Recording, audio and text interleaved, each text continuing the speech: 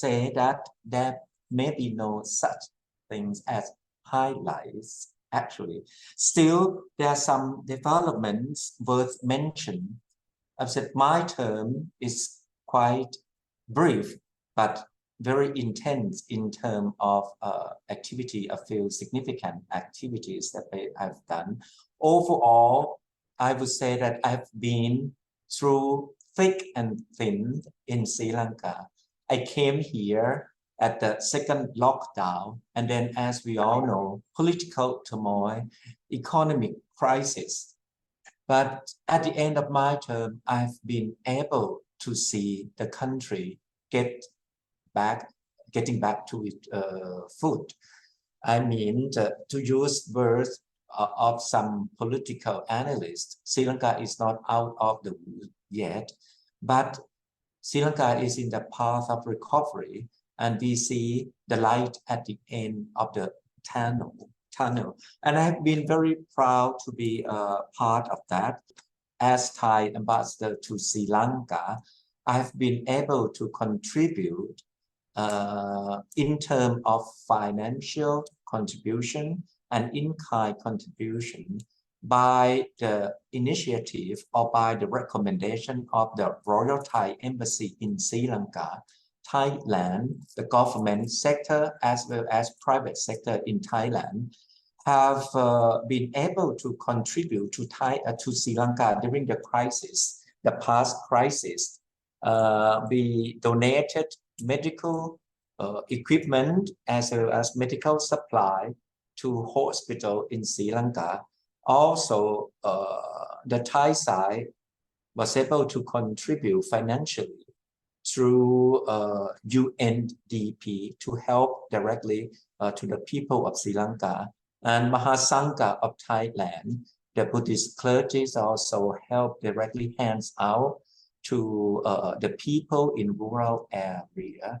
We have been able to contribute modest but very meaningfully to the people of Sri Lanka during the difficult time that just passed over the last year.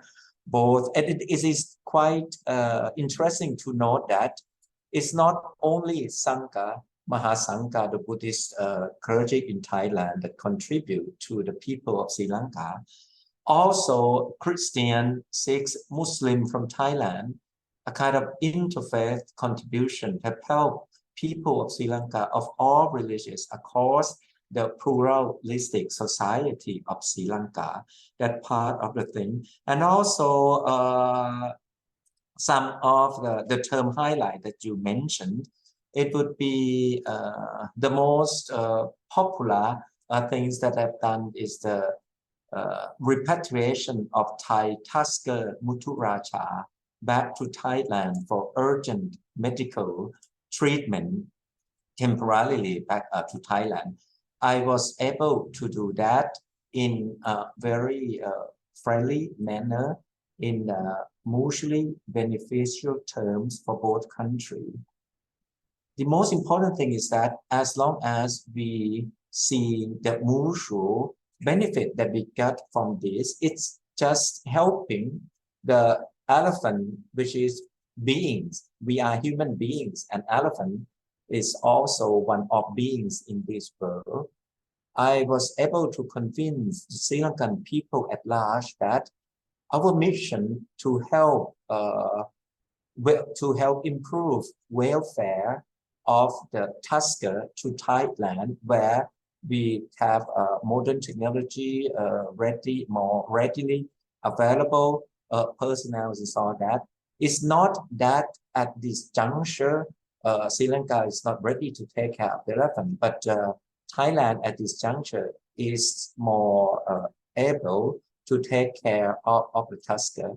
And what came out of this positively is the sustained awareness of animal rights protection. Particularly this year in Perahara, in Kandy, we have seen a lot of improvement, better understanding of the animal, better treatment overall. Of course, it is still a long way to go, but as an outsider, I often say that we are not in the position to criticize another culture.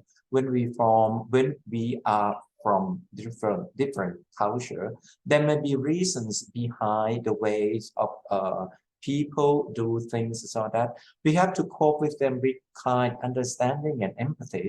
And I think Thailand and Sri Lanka, both countries, understand this point.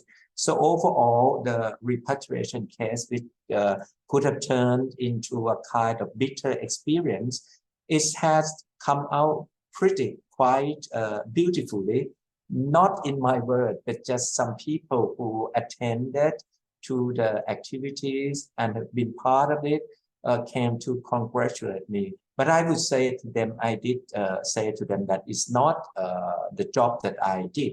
It's collective efforts from both sides. If without cooperation, without contribution from the Sri Lanka side, this operation, the giant jumbo operation, would not have been possible, of course, without the help.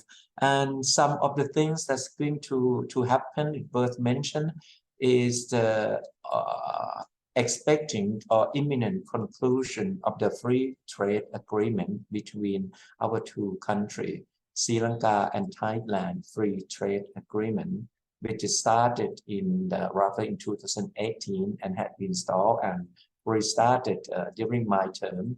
And hopefully it will be concluded next year.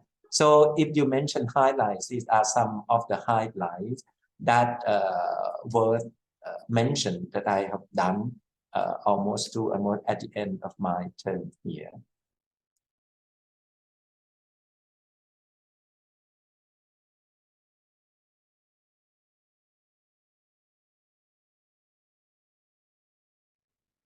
I think it is as important to Sri Lanka as to Thailand.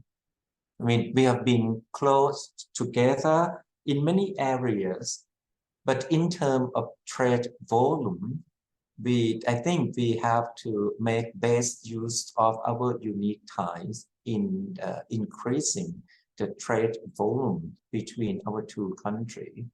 When the FTA negotiation started in 2018, it was aimed by two leaders of both nations that we would be able to increase the trade volume between the two countries from $500 million to $1.5 billion. But even then, the aim was quite challenging. But as it happened, as we all know, the Easter Sunday attack happened in 2019. Then came COVID-19 pandemic. And also after that, political turmoil in the country, political crisis, and then economic difficulties, plus international or regional conflict that affected us all in the region. And Sri Lanka was really affected. FTA is important to Thailand in such a way that at this juncture, Thailand thinks it would be important to come to engage with Sri Lanka during its recovery period, so that when FTA between our two countries is in place, workable and implemented, it would benefit our two countries in both ways. Of course, that I mentioned earlier, the increase of trade volume between the two countries to reach expected volume of $1.5 billion or even beyond that. And also in this FTA agreement that is under negotiation, expected to be signed earlier next year, we have an investment chapter, as Sri Lanka is still in need of foreign direct investment. FTA would facilitate investment from Thailand. And Sri Lanka is trying to go international with FTA, more FTA with other partners. Sri Lanka can serve as a hub of production and hub of raw material to be manufactured and to be exported or re-exported to partners of Thailand. and Sri Lanka in the Middle East as well as Africa, as Sri Lanka is strategically located in South Asia in the Indian Ocean. So your question asks whether how a particular FTA is important to Thailand. I think it's both.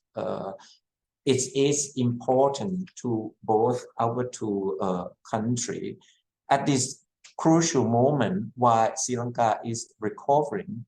I think Thailand must attach great importance to our friendly nation. It is crucial to be present at the right time. So I think that concludes my answer of how important it is to have FTA with Sri Lanka at this juncture.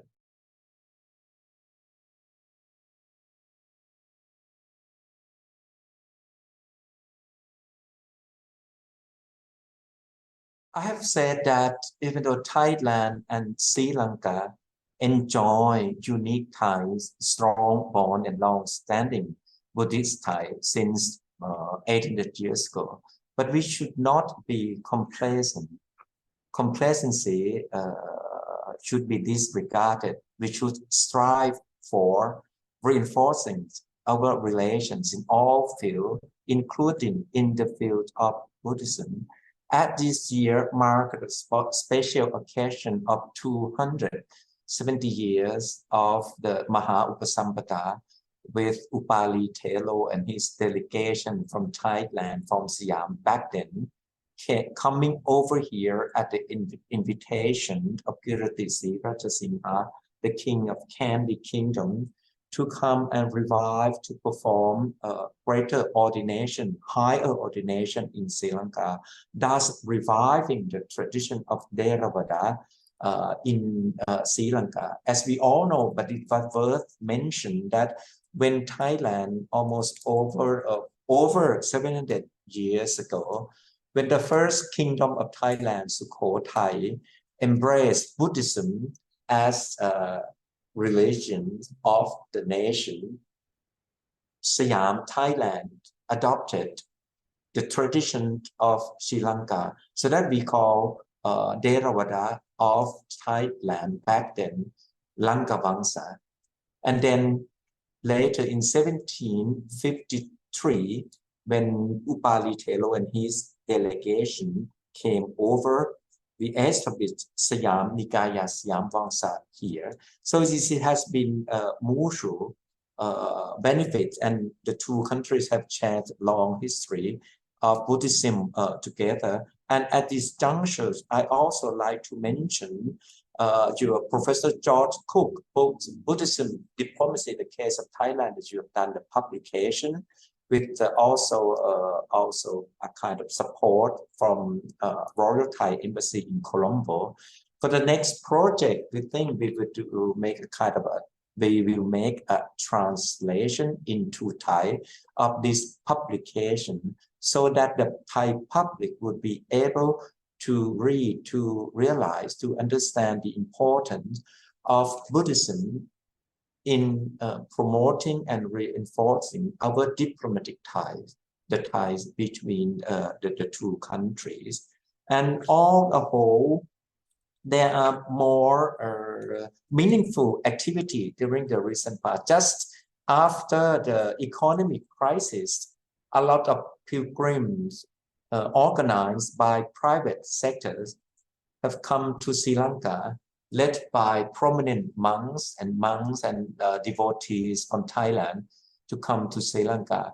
Of course, the first objective of those people were to perform merit in the country. But at the same time, it really did promote tourism in Sri Lanka, because primarily, of course, the pilgrims from Thailand would love to pay homage to very important site, significant site, including Dalida Marikawa, or some significant historical sites that have strong tie with Thailand.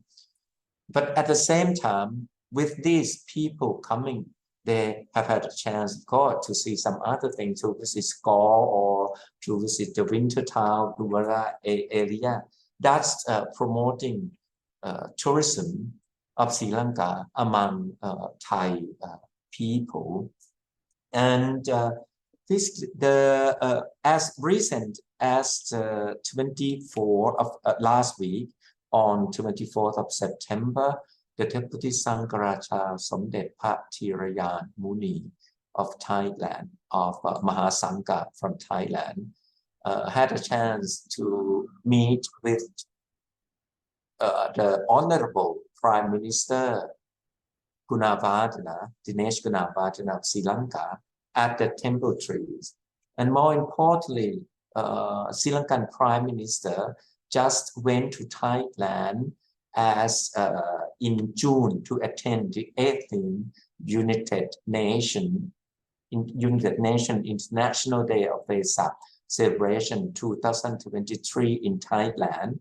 And he also, the Prime Minister, Honorable Prime Minister of Sri Lanka, Dinesh Gunawardena, had a chance to be granted audience with His Majesty the King of Thailand. And he also met his counterpart, General Prayut Chan-o-cha, the then Prime Minister of Thailand. And more importantly, the Honorable Prime Minister Dinesh Gunawardena has a chance also to visit Ayutthaya and the Mahachulalongkorn College of Monks, and he delivered significant speech on that International Vesak Day. So recent years there have been a lot of activity to promote people-to-people relations between our two countries via the strong bond of Buddhism Thai, of Theravada ties between our two countries. And I hope this will be strengthened over the years to come.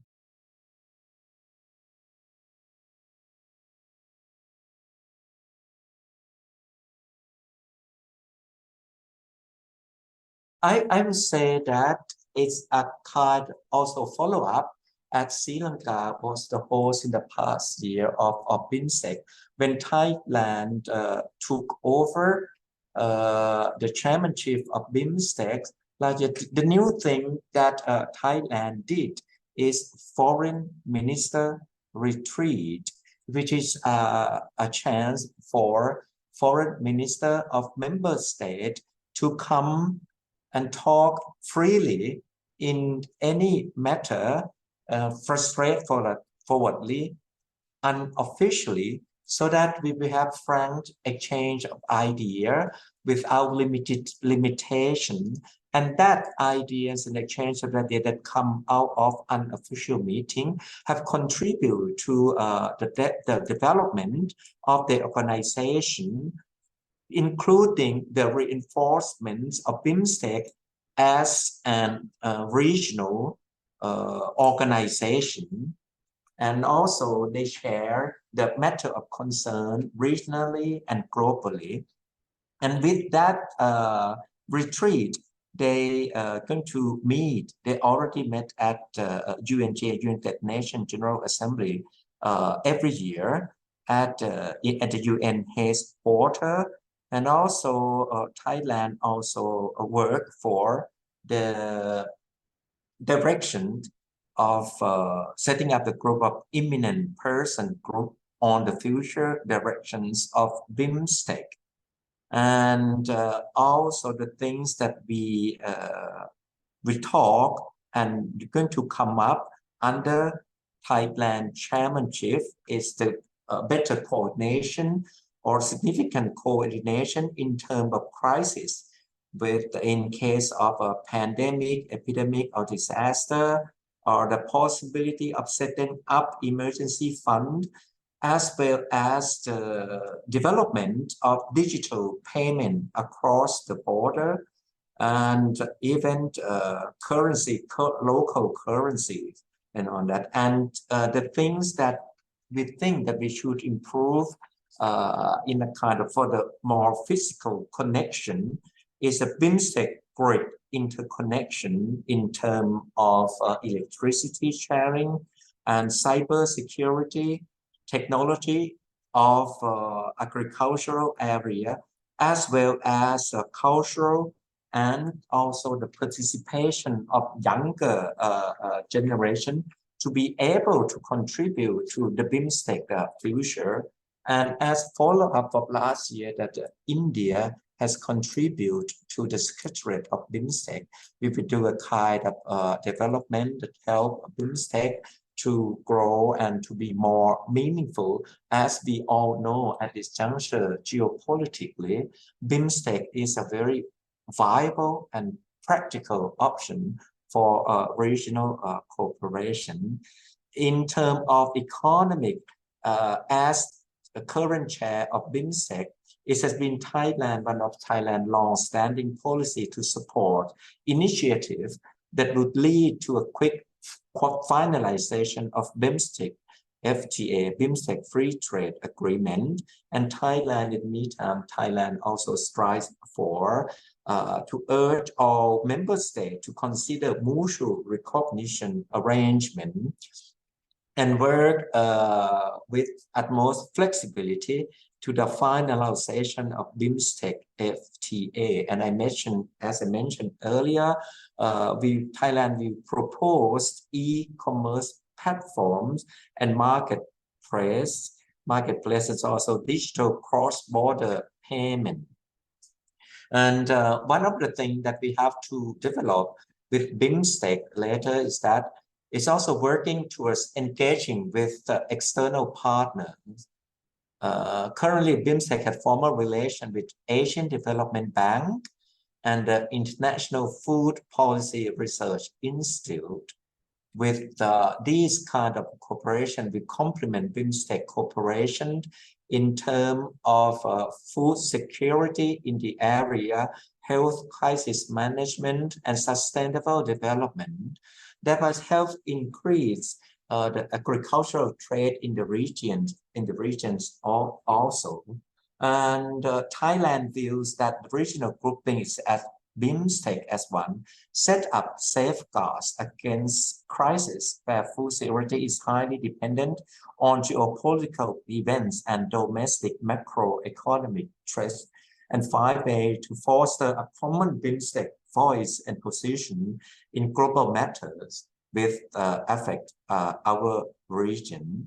As Thailand took chairmanship last year, we came up with the motto, the keywords, the buzzwords of BIMSTEC, which is pro-BIMSTEC, BIMSTEC Vision 2020-2030.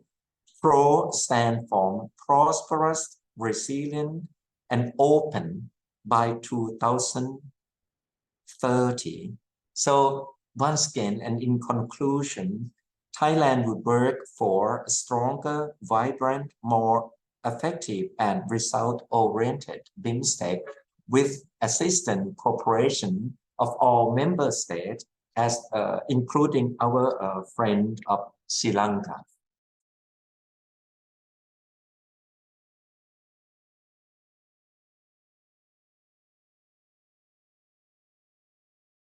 Our two countries have been blessed with strong, unique ties, but we should never take them for granted.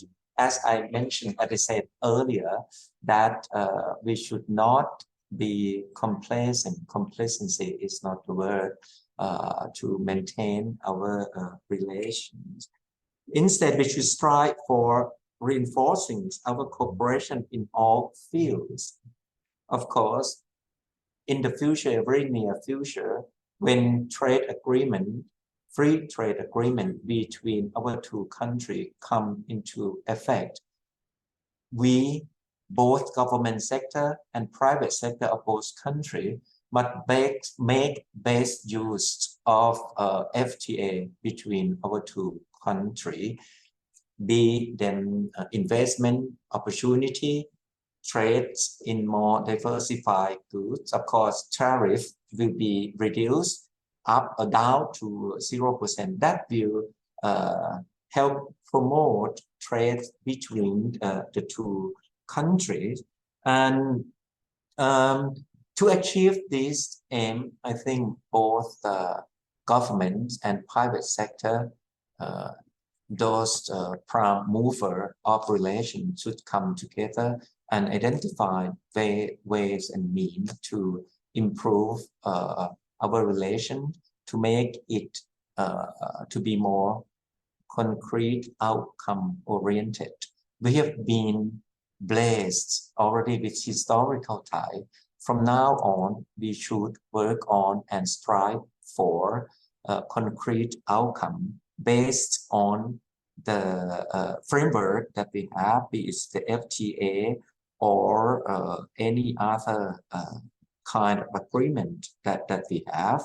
There would be some of the area that I would like to see happening in the future, to see that we have developed these things together in the future, would be the kind of more cooperation in the technology transfer. In terms of agricultural development, Thailand has a very strong foundation of agro-industry development, and we are ready to come and to help the Sri Lankan side. But I think one of the things, of course, it takes to tango. So it takes two countries, both Thailand and Sri Lanka, to work together with the inclusivity in mind, and with the transparency, with trust and confidence building from both sides. Both countries will be able to work together that improve Thailand's relation with Sri Lanka.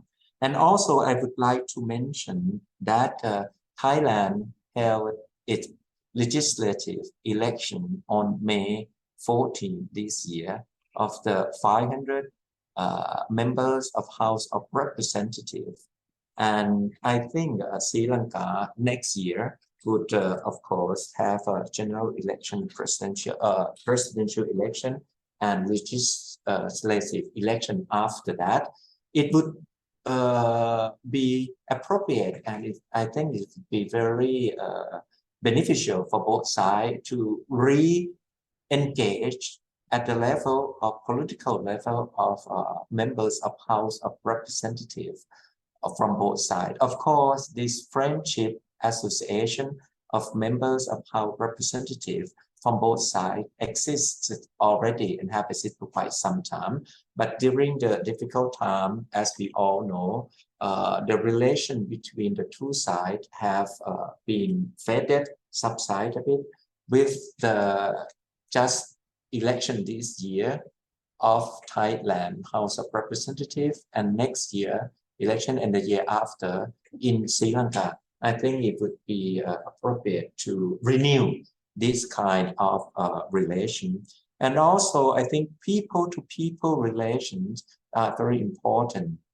I think from our side, during crisis time, in terms of people's visit, Thailand still ranks as one of the most favorite countries of destination for Sri Lankan.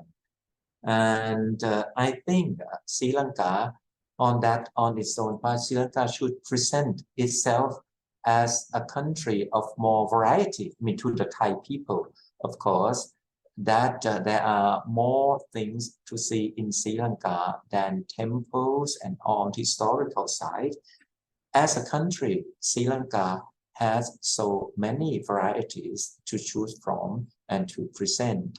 So I think diversification of tourist attraction of Sri Lanka can attract more than traditional pilgrim tourists from Thailand, and that needs to be worked out from both sides, because of course Sri Lanka, Thailand relation in terms of tourism and people to people will help better understanding.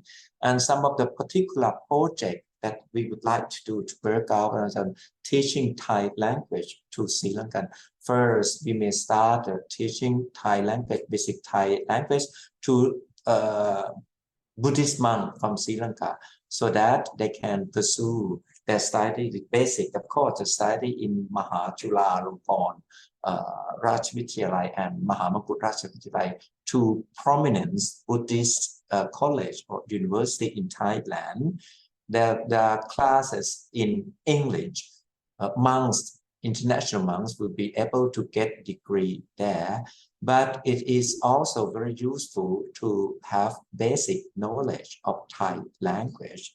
So I think when we start, we will start bit by bit the Thai language course in the premises of the embassy, particularly first for the general interested public, but with aim to teach basic Thai to Buddhist monks who would like to study in Thailand and pursue their Dhamma study in Thailand to get to know basic Thai.